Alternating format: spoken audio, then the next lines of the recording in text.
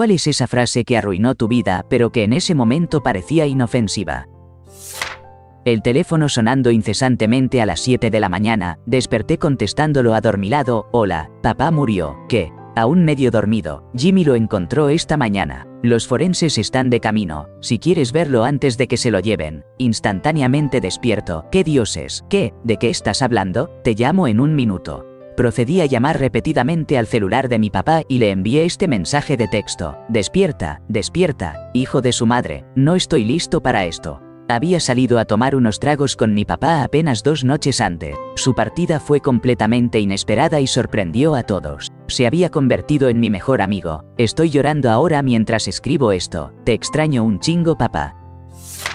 Tu bebida está bien. Desperté cubierto de líquido rojo, sin pantalones, pero con mi ropa interior puesta, y mi perra Rottweiler acostada sobre mí. Ella nunca dormía conmigo, y mucho menos sobre mí.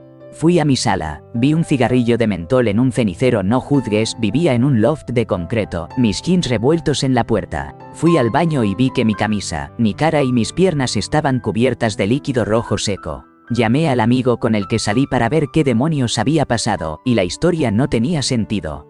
Te emborrachaste, te fuiste en tu auto y nadie sabe qué te pasó. Vivía a 3 calles del lugar donde estuve. ¿Acaso iba a manejar, y mucho menos caminar hasta mi casa para manejar de regreso? Fui a buscar mi auto. Estaba destrozado. Abrí la puerta. No había líquido rojo en el lado del conductor, había mucho líquido rojo en el lado del pasajero. En mis muchos años de manejar, nunca había ido a ningún lado sin el cinturón puesto. Entonces los recuerdos empezaron a regresar. Estaba lastimándome y me rodé hacia la derecha, fuera del auto. La chica llevaba una falda de hada, era de tonos azules, no podía recordar su cara. Me preguntó si podía ayudarme, si podía llamar a la policía, que estaba a salvo, que se quedara conmigo. Se sentó en el suelo conmigo, sosteniéndome la cara. Dijo que llamaría a la policía. El tipo se fue, corrió, no lo vieron, mantuvo a su amigo, novio, esposo, vecino random. Intenté guardar su número en mi teléfono y no pude. Luego, negro, después de hablar con ese amigo y de encontrar su cigarrillo en mi cenicero y de que mi perra Rottweiler viejita durmiera conmigo hasta que nos mudamos. Salen las historias de un pueblo pequeño. Él tomó mi auto, intentó llevarme a su casa, no me puso el cinturón. Chocó contra un poste, mi cara golpeó el tablero. Él se escapó. Vio el alboroto y vino como un rescatador en su auto. Me llevó a casa, me quitó la ropa un poco antes de que mi perra lo atacara, y él se fue, y me culpó, me alteró, lo atraparon como 8 años después. Conté esa historia a 4 personas, todos hombres cercanos a mí. 2 querían un nombre, 2 dijeron tal vez solo estabas demasiado borracha. Los 2 que me creyeron fueron mi hermano y mi ahora esposo. Los otros 2 eran mis mejores amigos, ya no somos amigos, y no confío en nadie, excepto en mi perra. Cuando tenía alrededor de 10 años y me sentía muy deprimido, mi mamá me dijo: tú también estabas deprimido cuando eras un niño pequeño, ni siquiera tenías 3 años y me dijiste que no se suponía que debías existir, pero por suerte te dije que si decías eso, la gente pensaría que yo era una mala madre. Y como me querías y no querías lastimarme, lo dejaste de hacer. No creo haber hablado alguna vez sobre mis emociones o cómo me siento con alguien desde entonces. Han pasado más de 20 años, nunca una sola vez. Mamá, Mary llamó mientras estabas fuera, deberías devolverle la llamada. Yo, a los 14 años, estoy cansada. Puedo hablar con ella en la escuela mañana. Mary nunca llegó a la escuela al día siguiente. Supe que algo estaba mal cuando la maestra de educación física, que no tenía mucha simpatía por nadie, me sacó en silencio del almuerzo y me llevó a la oficina del director. Me abrazó con fuerza durante 1 minuto antes de enviarme a descubrir que mi primera y mejor amiga real había sido víctima de un accidente automovilístico y había partido de este mundo en el camino a la escuela. Ahora tengo 36 años y todavía estoy marcada por el duelo y la culpa que probablemente cargaré por el resto de mi vida.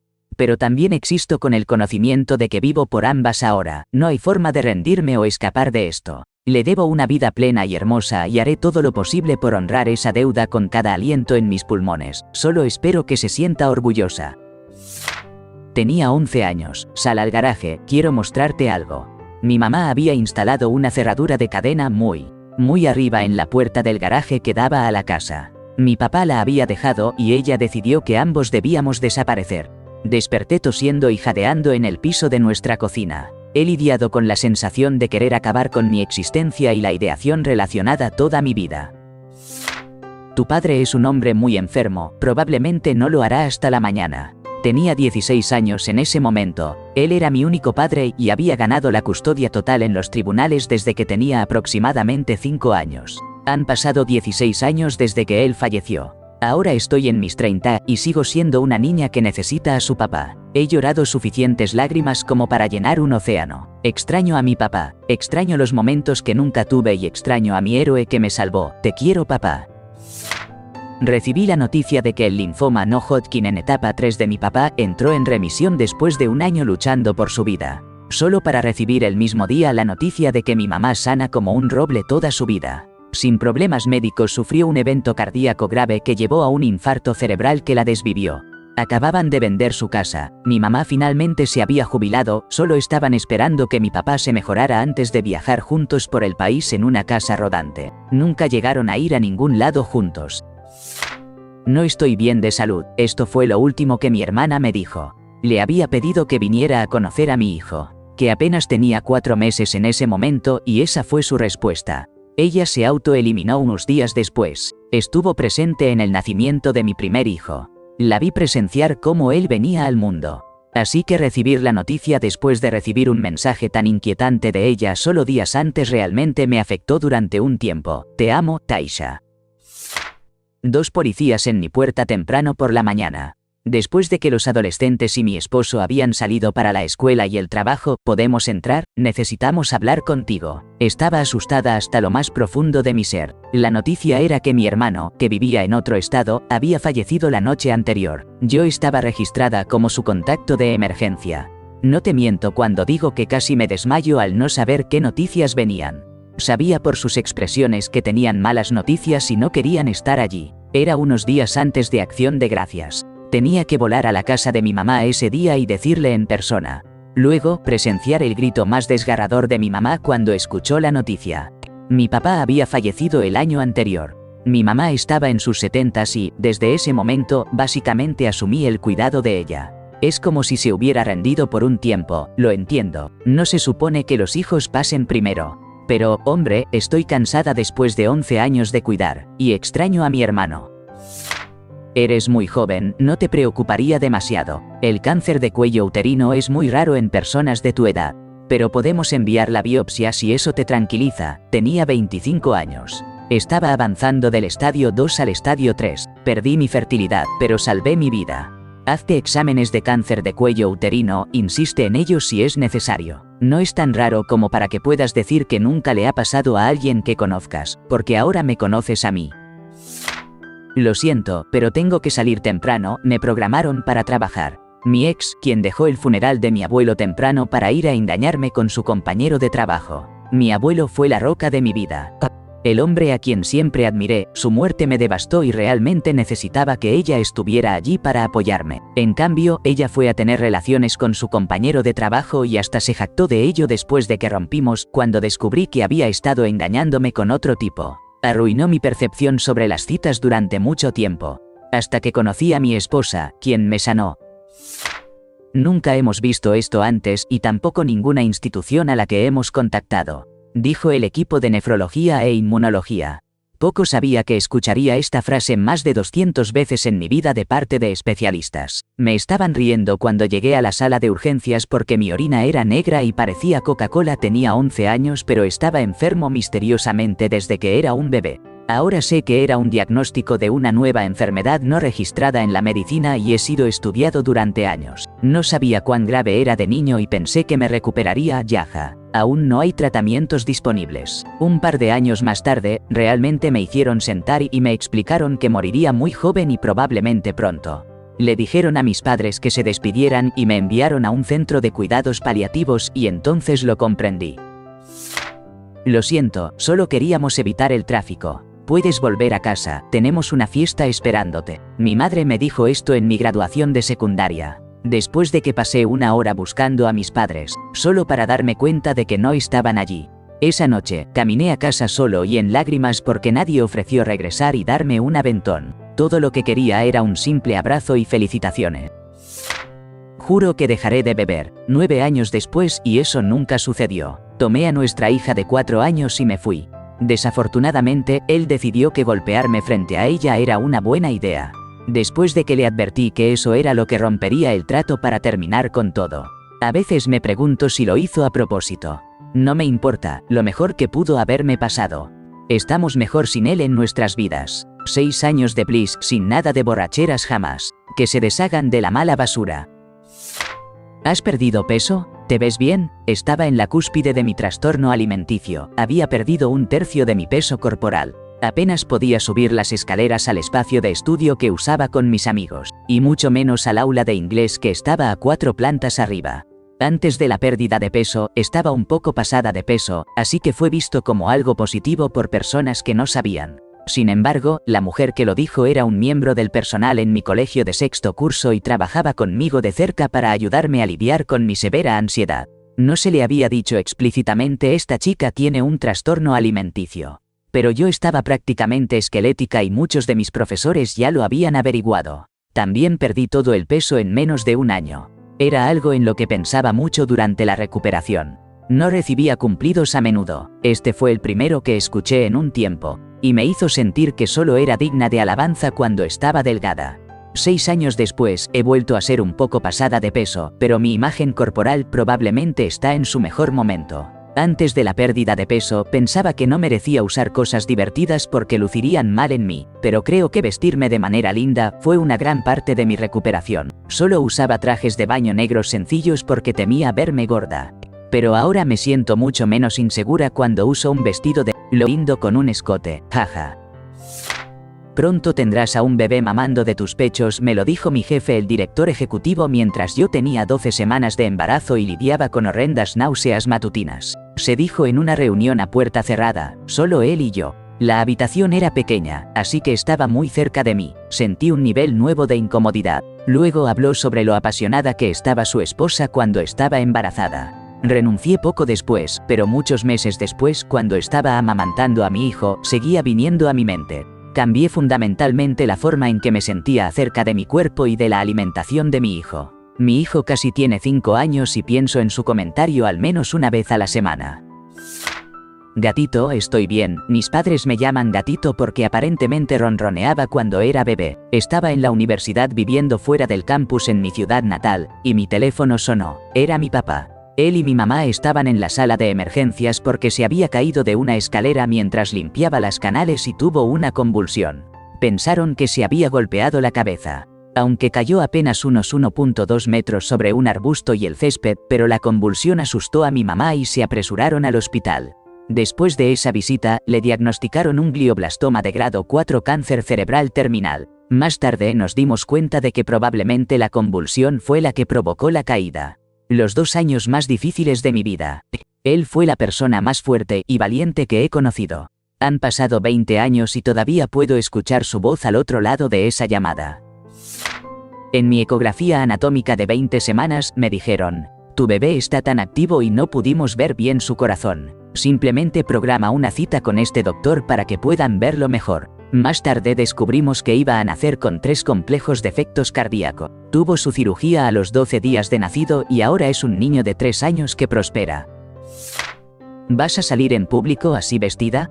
Mirada de asco y desdén, resoplido despectivo. Mi madre, que era una narcisista maligna diagnosticada y que estaba intensamente celosa de mí desde la infancia, la mía. No la de ella. Perdí mucho peso cuando viví separada de ella por primera vez de manera significativa en mi vida, a los 16 años. Regresé después de 6 meses trabajando en una IKEA. Súper en forma, tonificada, bronceada y hermosa por primera vez en mi vida. Al segundo día de estar en casa, bajé rebotando las escaleras vestida con una blusa modesta metida en mis jeans, algo que nunca habría usado antes de irme. Me sentía maravillosa, casi lloro al mirarme en el espejo antes de bajar porque, por primera vez, podía mirarme y pensar: hey, esa soy yo, y no tener una crisis analizando lo fea que lucía. Pasé 6 meses escuchando a la gente decirme todos los días que lucía genial y que era linda, etc. Un grupo de chicos extremadamente agradables, aún los extraño 30 años después. Y esa fue la reacción de mi mamá. Me destruyó, y subí a mi habitación y me puse un hoodie grande hasta medio muslo. Nunca volví a intentar vestirme de acuerdo a mi talla después de eso. Tuve un accidente 2 años después de ese comentario y nunca recuperé movilidad completa. y ella continuó haciendo comentarios crueles y despreciativos que solo me hicieron rendirme del todo. Realmente no comencé a recuperarme hasta que estuve en mis 30 años, y para entonces había estado muy gorda durante varios años. Mis condiciones médicas se agravaron y ahora no puedo perder peso debido a los medicamentos que tomo. Miro hacia atrás a fotos de mi infancia y ahora me doy cuenta, tras años de terapia y crecimiento personal y de estar alejada de ella desde su muerte en 2000, que nunca estuvo en lo correcto sobre ninguna de las cosas horribles que me dijo. Nunca fui una niña gorda.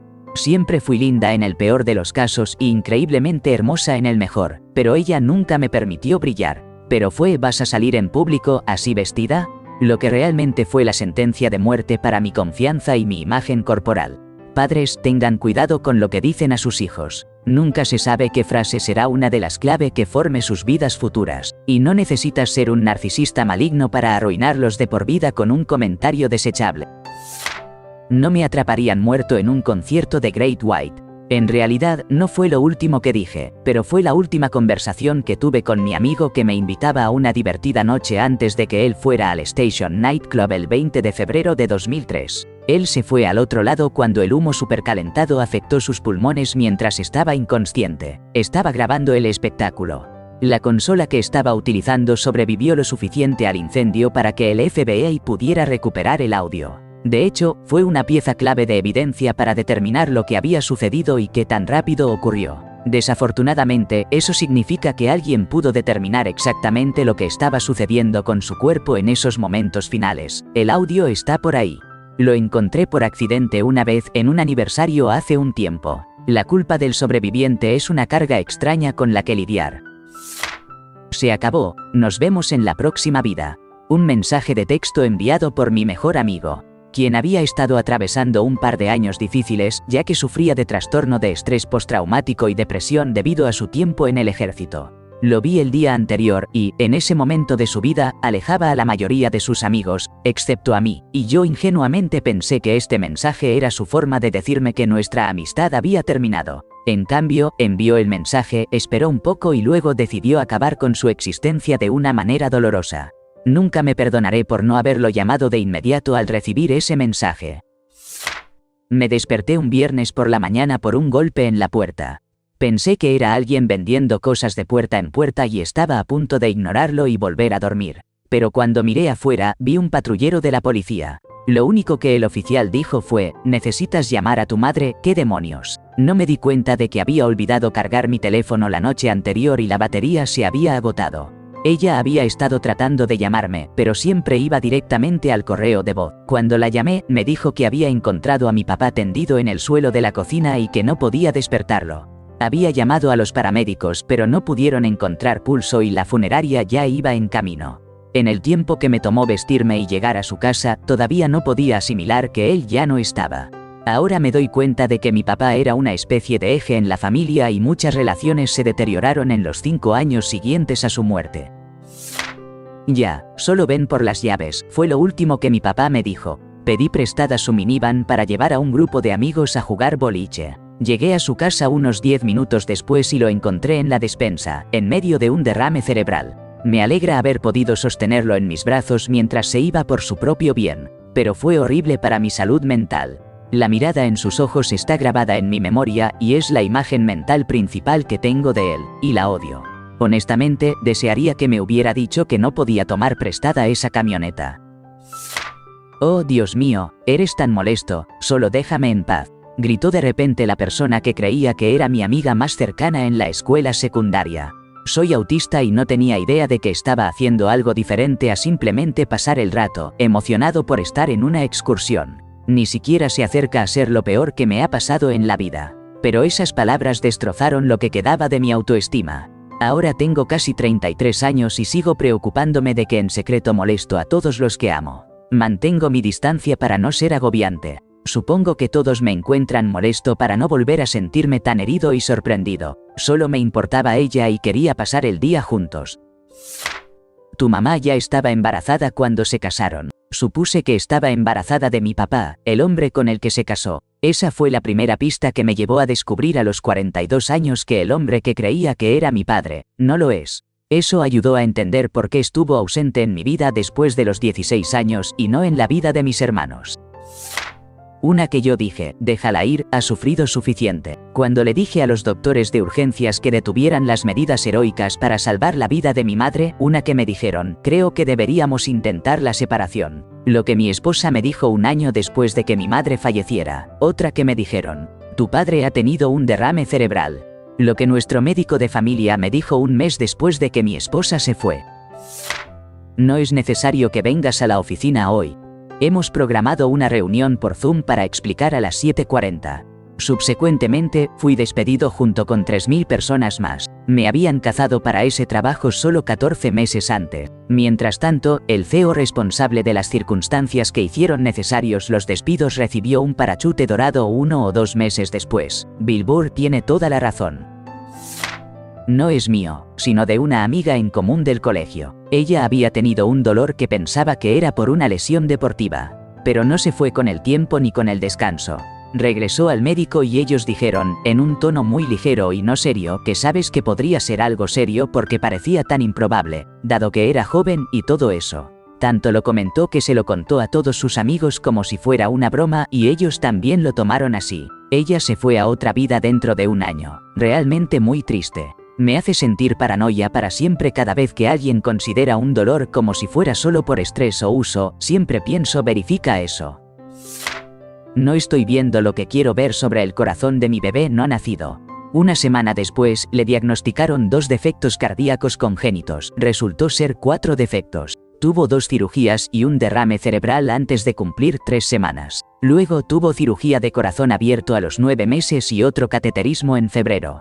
Cumplirá 2 años en 2 semanas y estamos esperando averiguar qué cirugía quieren hacer a continuación. Justo 2 días antes de su cumpleaños, terminé con trastorno de estrés postraumático además de depresión posparto debido a todo lo que pasó y el trauma persistente incluso después de tener a un segundo bebé sano. Lo llamaré en la mañana, el día que regresé a casa de mi segunda misión. Me estaba acomodando de nuevo en mi habitación del cuartel.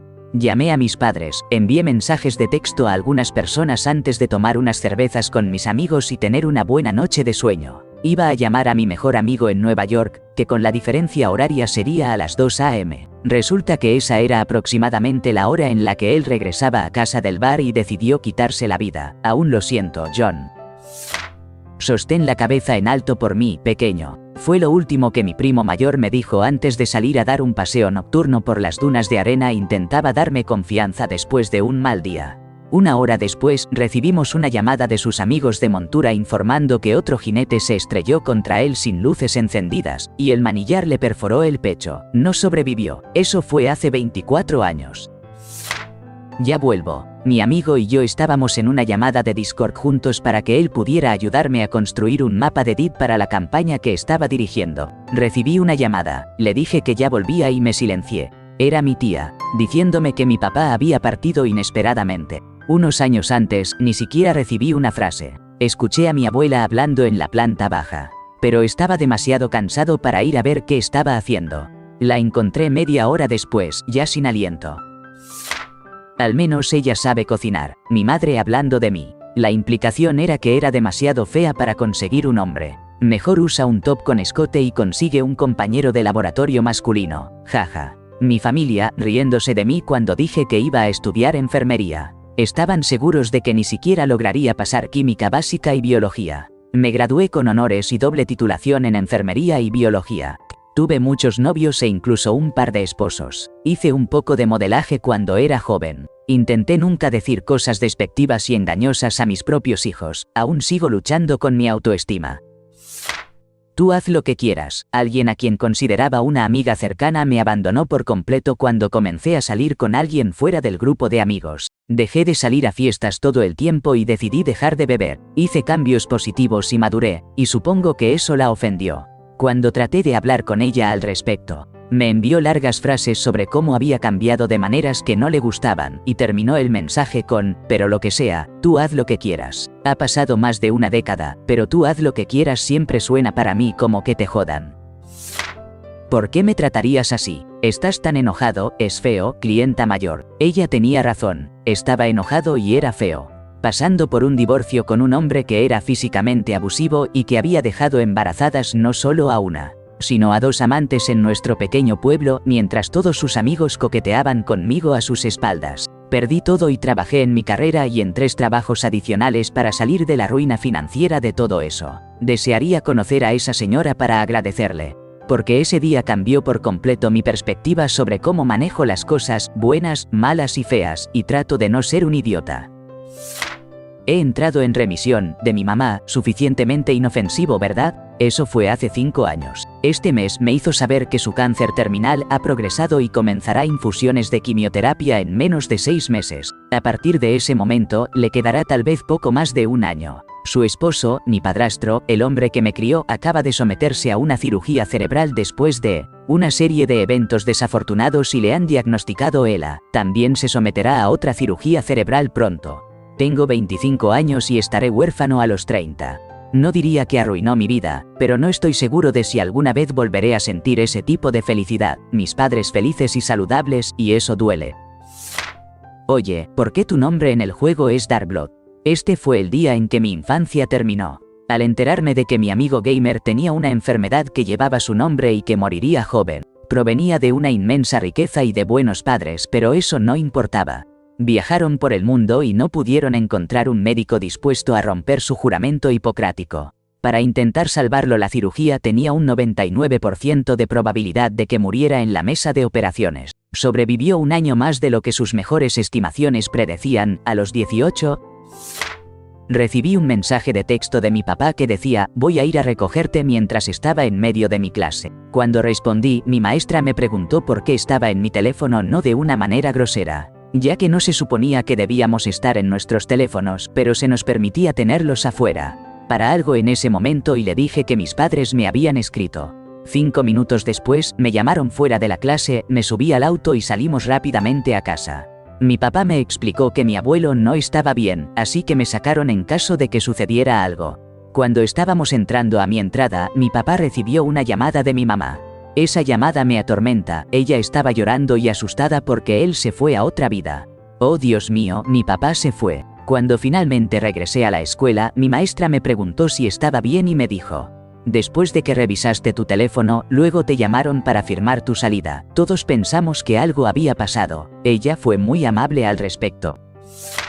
Abortadora habitual, ese es el término para alguien que ha tenido múltiples interrumpir el embarazos espontáneos.